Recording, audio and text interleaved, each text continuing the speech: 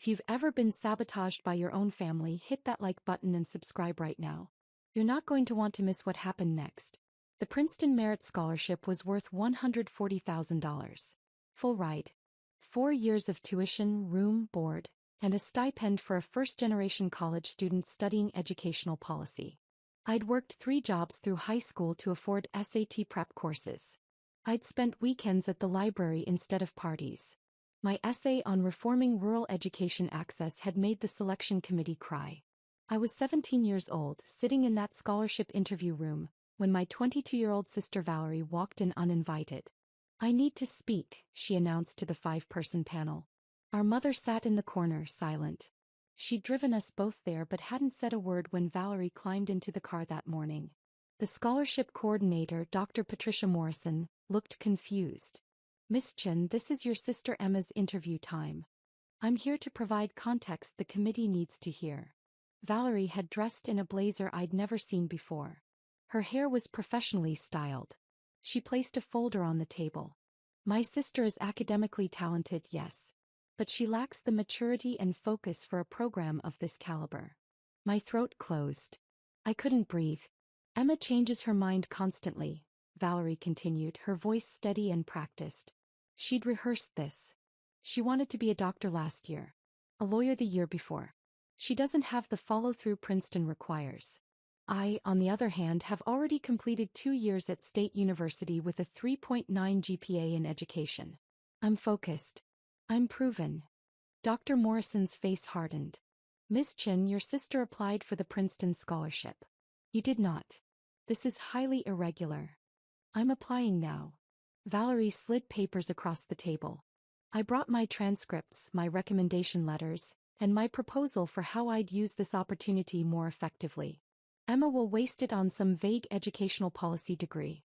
I'll become a teacher who actually helps students." My mother finally spoke.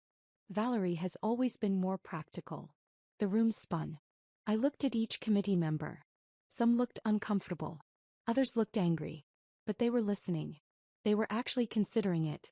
"I deserve this more than you," Valerie said directly to me. "You'll waste it." I stood up. My legs shook but I kept my voice level.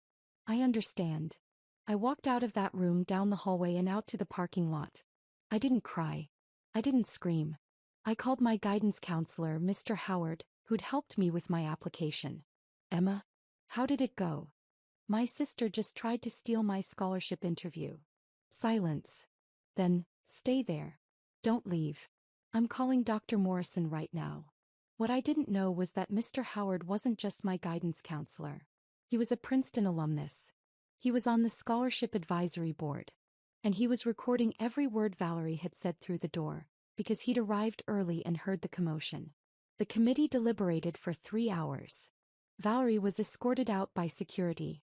My mother left with her, shooting me a look that said I'd humiliated the family. Dr. Morrison called me back in alone. "Miss Chen, we are appalled by what just occurred. Your scholarship is secured. But I need you to understand something." She leaned forward. "Your sister submitted fraudulent documents. The recommendation letters she provided were forged. We've contacted the faculty members whose signatures she used. None of them wrote those letters." My stomach dropped. "What happens to her?" "That's a legal matter now. We're referring this to the university's integrity board and potentially law enforcement. Document forgery for financial gain is a serious crime." I got the scholarship. Full $140,000. I also got something else that day. Absolute clarity about who my family really was. My mother didn't speak to me for 6 months. When she finally called, it was to tell me that Valerie had been expelled from State University for the forgery incident. The fallout had been extensive. Criminal charges were filed but eventually dropped to a misdemeanor with probation. But the academic consequences were permanent. She was blacklisted from every major university system in the state. "You need to fix this," Mom said. "You need to tell Princeton it was a misunderstanding." "No. Emma, she's your sister.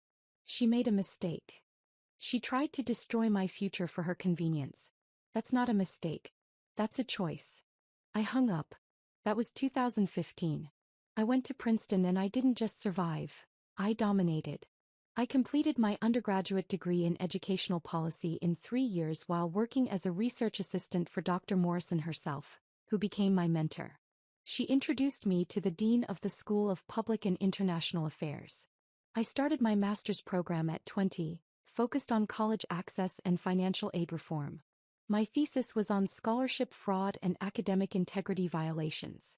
I interviewed over 200 students who'd been victims of application sabotage by family members, friends, and counselors. The research was groundbreaking. It was published in 3 major education journals. Forbes featured it in a piece on first-generation college students. By 23, I had my PhD. My dissertation on reforming college admissions to prevent family interference earned me job offers from 7 universities. I chose Whitmore University, a prestigious private institution in Connecticut, as their assistant dean of admissions. At 24, I was the youngest person to hold that position in the university's 180-year history. I built my life deliberately. I bought a small house near campus. I published regularly. I spoke at conferences. I dated carefully and eventually met James, an economics professor who respected my work and my boundaries. We married quietly at City Hall. I sent my mother graduation announcements. She never responded. I sent a wedding invitation. Returned unopened. I didn't reach out again. I had colleagues who became friends. I had James's family who treated me like a daughter. I had students who sent me thank you notes years after graduation, telling me how my advocacy for first-generation students had changed their lives. I didn't need the people who'd tried to sabotage me. By 30, I was promoted to Dean of Admissions. I oversaw a $340 million financial aid budget and a department of 47 people. I reformed our scholarship programs to include protection protocols for applicants. I created a confidential reporting system for students experiencing family interference. Our retention rates for first-generation students increased by 34% in 3 years. Valerie's name never crossed my mind. I'd moved on completely. Until last month. My assistant Jennifer buzzed my office. Dean Chen, there's a walk-in applicant for the adjunct teaching position in the education department. She doesn't have an appointment but says it's urgent. I was buried in budget reviews. Can she schedule through the portal like everyone else? She's insisting she knows you personally. Says her name is Valerie Chen. My pen stopped mid-signature. 8 years. 8 years of silence. Send her in. I closed my laptop. I straightened my desk. I pulled a specific file from my locked drawer, one I'd kept for nearly a decade just in case. Then I folded my hands and waited. The woman who walked into my office looked nothing like the confident, cruel person who'd sabotaged me in 2015. Valerie's blazer was worn at the elbows. Her shoes were scuffed. Her hair was pulled back in a messy ponytail. She carried a folder. Just one, not the professional portfolio she'd brought to destroy me. Her eyes widened when she saw the nameplate on my desk. Dean Emma Chen, Admissions. Emma. Her voice cracked. I didn't know you worked here. I mean, I knew a Dean Chen, but I didn't think. Sit down, Valerie. She sat. Her hands shook as she placed her folder on my desk. I'm applying for the adjunct position in the education department. Introduction to teaching methods. I have my resume, my references. Why Whitmore? She swallowed hard. I've been working as a substitute teacher for 6 years. I have my teaching certificate from an online program. But it's not enough. I can't get a full-time position anywhere without a graduate degree or college-level teaching experience.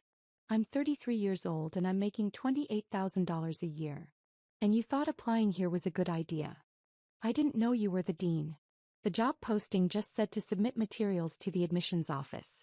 I've applied to 47 colleges in 3 states. Whitmore was just another application. She leaned forward. Emma, I need this. I'm barely surviving. My loans from state are in default. I'm living in a studio apartment with 2 roommates. I can't afford health insurance. This position would change everything. I opened her folder. Her resume was sparse. Community college courses. Substitute teaching. A gap from 2015 to 2017 labeled personal leave. What happened during this gap? Her face flushed. I was dealing with legal issues. From the Princeton situation. The forgery conviction. It was reduced to a misdemeanor. I completed probation. It shouldn't disqualify me from. It doesn't. I closed her folder. Your criminal record isn't why you won't get this job, Valerie. Hope flickered in her eyes. Then I have a chance? Drop a comment and let me know where you're watching from tonight. I opened my desk drawer. I pulled out a file I'd labeled Princeton Scholarship 2015 Personal Archive. Valerie's face went white. What is that? This, I said calmly, is documentation of what you did 8 years ago. I've kept every piece of evidence. Dr. Morrison's incident report. The security footage of you being escorted out. The forged recommendation letters with handwriting analysis. The scholarship board's official statement. The police report. The University Integrity Board's findings. I slid a document across the desk. This is a letter from State University confirming your expulsion for academic dishonesty. This is the misdemeanor conviction record. This is a sworn statement from Mr. Howard about what he witnessed. Her mouth opened but no sound came out. I also have this. I pulled out a slim folder. This is my published research on scholarship fraud and family sabotage. Pages 73 through 89 detail a case study. Subject is anonymous, but every fact is accurate. Sister attempts to steal scholarship interview. Submits forged documents. Gets caught. Faces criminal charges. Victim goes on to earn PhD and becomes Dean of Admissions. Valerie's hands were shaking so badly her resume slid off the edge of my desk. You wrote about me? I wrote about a pattern of behavior I witnessed and experienced. Your story isn't unique, Valerie. 17% of first-generation scholarship recipients report family interference. What you did was predictable. Almost textbook. I was young. I was stupid. I was jealous. Her voice broke. Emma, I've spent 8 years paying for one mistake. It wasn't a mistake. My voice didn't rise. I didn't need to yell. Mistakes are accidental. You planned this. You rehearsed with Mom. You forged legal documents. You walked into that room intending to destroy my future to benefit yourself. I know. I know what I did. Tears streamed down her face. Don't you think I've suffered enough? I lost everything. My degree. My reputation. Any chance at a real career. I've been punished, Emma. I've been punished for 8 years. And I built a life. I stood up. I went to Princeton. I earned 3 degrees. I became the youngest dean in this university's history. I reformed financial aid systems to protect students from people exactly like you. I married a man who respects me. Have a career I love. Your sabotage didn't break me. It clarified who deserved a place in my life. My office door opened. Jennifer stood there with a security guard and another woman in a sharp suit. Deanchin, this is Mariah Rodriguez from our HR compliance department, Jennifer said. You asked me to invite her when Ms. Chin arrived. Valerie looked between us, confused and panicked. What's happening? Mariah sat down, opening her own folder. Ms. Chin, I need to inform you that your application for employment at Whitmore University has been flagged during our standard background verification process. What? Why?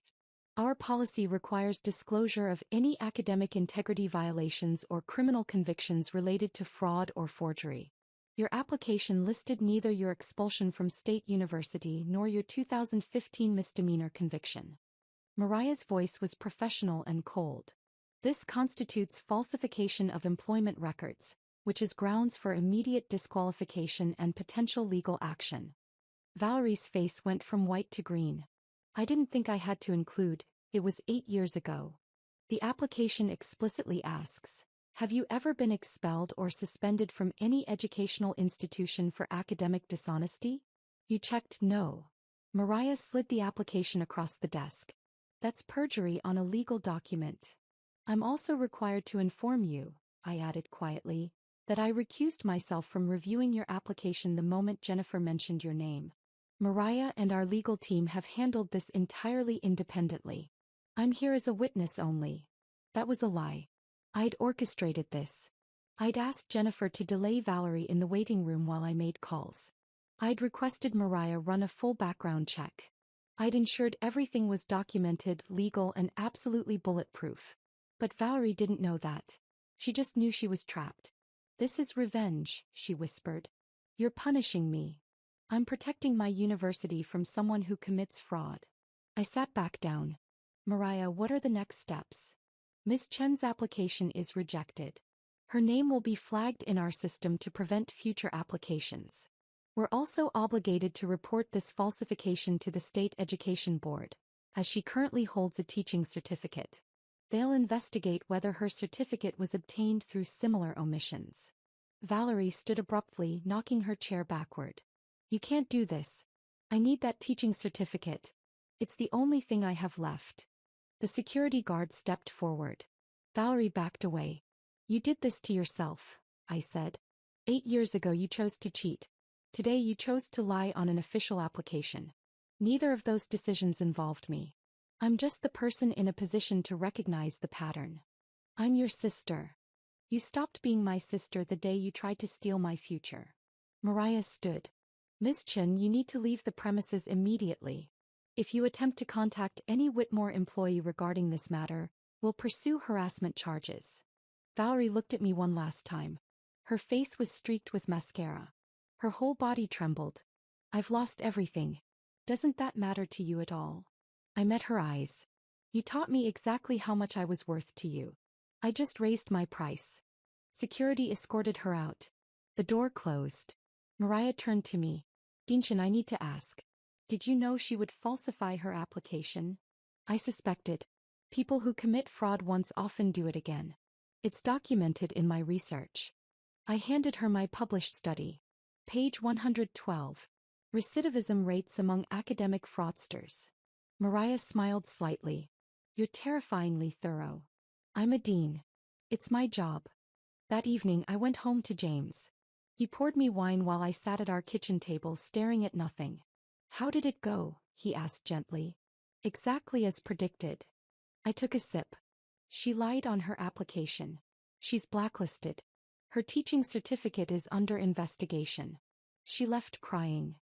How do you feel? I thought about it. Empty. Not satisfied. Not guilty. Just empty. James sat beside me. You didn't cause this, Emma. You just didn't prevent it. I could have warned her. I could have told her we do thorough background checks. I could have given her a chance to withdraw her application. Would she have warned you before she walked into that scholarship interview? The question sat between us. We both knew the answer. My phone buzzed. My mother. I hadn't heard from her in 8 years. The text read, Valerie told me what you did. How dare you ruin her life again? She's your sister. You're a vindictive, heartless person. I'm ashamed I raised you. I stared at the message. Then I typed back, you didn't raise me. Princeton did. Dr. Morrison did. People who believed I deserved opportunities one earned. You enabled someone who committed fraud against your own daughter. That's who should be ashamed. I blocked her number. Then I blocked Valerie's. James squeezed my hand. You okay? Yeah. I was surprised to realize I meant it. I'm done carrying their weight. Hit that subscribe button if you've ever had to set boundaries with toxic family, because what happened next proved I'd made the right choice. 3 days later, Jennifer forwarded me an email. The State Education Board had opened a formal investigation into Valerie's teaching certificate. Apparently, her application for certification had also omitted her expulsion and conviction. She checked no on the same question. Have you ever been dismissed from any educational institution for academic dishonesty? Her certificate was suspended pending investigation. Every school district in the state was notified. She lost her substitute teaching positions immediately. 1 week after that, I received a certified letter from a law firm. Valerie was suing me for intentional interference with employment prospects and abuse of administrative power. I handed it to Whitmore's general counsel. He read it, laughed, and filed a motion to dismiss. Dinshin, you recused yourself from her application review. You followed every protocol. Her employment rejection was based entirely on her own false statements. This lawsuit won't survive summary judgment. He was right. The suit was dismissed within 30 days. Valerie was ordered to pay Whitmore's legal fees. $8,400 she definitely didn't have. But the lawsuit triggered something else. The publicity. Local education blogs picked up the story. Applicant sues dean after fraudulent application exposed. They didn't name Valerie, but they detailed the case. My published research was cited. Journalists started investigating. Within 2 months, 3 major news outlets had covered the story of scholarship fraud and family sabotage. My research was featured on NPR. I was invited to testify before a congressional subcommittee on education reform. The attention led to funding. A $2.3 million grant from the Department of Education to create a national reporting database for scholarship interference. Whitmore was chosen to host the program. I hired 5 new staff members. We built partnerships with 180 universities across 40 states. We created protection protocols, legal resources, and counseling services for students experiencing family sabotage. In the first year, we helped 847 students protect their scholarship applications from family interference. 12 cases resulted in criminal fraud charges against family members. 73 students received emergency housing assistance when their families retaliated. I named the program the Morrison Initiative, after Dr. Patricia Morrison, who'd protected me when I needed it most. 6 months ago, Dr. Morrison retired from Princeton. At her farewell dinner, she pulled me aside. "Emma, I need you to know something."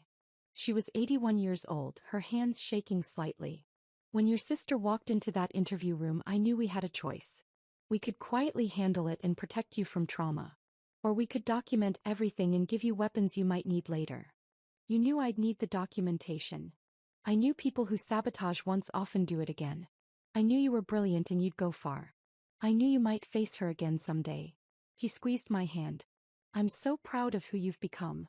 Not in spite of what she did, but because you transformed that pain into protection for others." I cried. For the first time in 8 years, I let myself cry about it. Last week I received a letter. Not email. An actual handwritten letter, forwarded through 7 addresses before reaching me. It was from Valerie. "Emma, I know you won't read this. I know I don't deserve your attention. But I need to write it anyway. I've spent 8 years making excuses. Blaming you for being talented. Blaming Mom for pressuring me to be perfect. Blaming the system for being unfair. The truth is simpler and worse. I was jealous. You were 17 and already smarter, harder working, and more focused than I'd ever been. I couldn't stand it, so I tried to destroy you. I told myself I deserved that scholarship because I'd worked hard too. But I didn't work as hard as you. I didn't sacrifice like you did. I just wanted what you'd earned without earning it myself. When you became successful anyway, I told myself it was luck. When you became a dean, I told myself you'd gotten special treatment. When I lost my teaching certificate, I told myself you'd ruin me out of spite. I'm in therapy now. Court-ordered after the lawsuit. My therapist made me write down every choice I made that led here. The list was 47 items long. You weren't responsible for a single one. I don't expect forgiveness. I don't expect a response. I just needed you to know that I finally understand. You didn't ruin my life. I did. 8 years ago and again 8 months ago and probably a dozen times in between. You deserved that scholarship. You earned your degrees. You built your career through talent and work. I tried to steal from you because I wasn't willing to build my own. I'm working at a grocery store now. Night shift, stocking shelves. It's honest work. It's all I'm qualified for. Maybe that's exactly what I deserve. I hope you're happy. I mean that. I hope you have people who love you and work that fulfills you and a life that makes all those years of sacrifice worth it. I'm sorry. For all of it. Valerie. I read it twice. Then I filed it in the same drawer where I kept all the documentation from 2015. I didn't respond. Maybe someday I would. Maybe I wouldn't. But I didn't owe her closure, forgiveness, or redemption. I'd built something beautiful from the ashes of her cruelty. I'd turned my pain into a program that protected hundreds of students. I'd taken the worst thing anyone had ever done to me and used it to make sure it happened to fewer people. That was enough. This semester we had a record 4,200 scholarship applications. 83 students used our confidential reporting system to flag family interference. We prevented 17 documented sabotage attempts. Every single one of those students got their scholarships. Every single one of them is safe. I think about them sometimes. These kids who almost lost everything because someone who should have protected them tried to steal from them instead. I think about how different their lives would be if no one had believed them, helped them, documented their truth. I think about 17-year-old Emma, walking out of that interview room, believing she'd lost everything. She had no idea what she was walking toward instead. Last month, James and I hosted a dinner for the Morrison Initiative Student Advisory Board. 12 first-generation college students, all of whom had experienced family sabotage, all of whom had survived and thrived anyway. They presented me with a plaque. To Dean Chin, who turned her pain into our protection. Thank you for believing us. I put it on my office wall, right next to my diplomas from Princeton. Every time Valerie's name crosses my mind, I look at that plaque. I look at my degrees. I look at the stack of thank you letters from students whose lives I've helped save. And I remember, paper beats promises every single time. If you've ever had to walk away to save yourself, tell me your story in the comments. What would you have done in my position? Does any of this feel familiar? Because here's what I've learned. You don't owe loyalty to people who actively harm you, even if they're family. You don't owe forgiveness to people who aren't genuinely sorry. You don't owe access to people who've proven they'll use that access to hurt you. You owe yourself protection. You owe yourself peace. You owe yourself the chance to build a life with people who celebrate your success instead of sabotaging it. Valerie taught me that lesson 8 years ago. She reinforced it 8 months ago. I'm grateful for the clarity. I just wish it hadn't cost her everything to learn what I already knew. You can't steal your way into a life worth living. You have to earn it. And I did.